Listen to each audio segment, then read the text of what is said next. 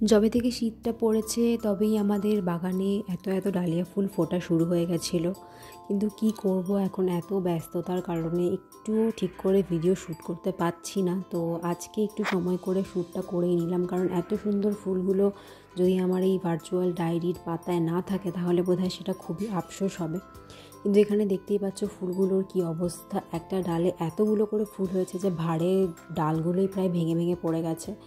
আর দেখতেই পাচ্ছ প্রচুর ফুল রয়েছে যেগুলো শুকিয়ে গেছে, কারণ এগুলো অনেক সুন্দর হয়েছিল, বড় বড় হয়েছিল, কিন্তু সেই টাইমে আমি কিছু শ্যুটই করতে পারিনি। এক তো অফিস খুলে গেছে, সেজন্য এত বেশি প্রেশার থাকে বাড়িতে বাইরে সব কিছু ম্যানেজ করে, তো সেইভাবে আমার কিছু শ্যুট করা হচ্ছে না। তো আমি এখানে এই ফুলটা নিয়ে কোনো মতে একটু ঠেকনা দেওয়ার চেষ্টা করছি। অ্যাকচুয়ালি এগুলো বাঁধা ছিল, কিন্তু বাঁধার পরও মানে এক একটা ডালে এতগুলো করে ফুল হওয়ার জন্য না ওগুলো ভেঙে ভেঙে পড়ে গেছে।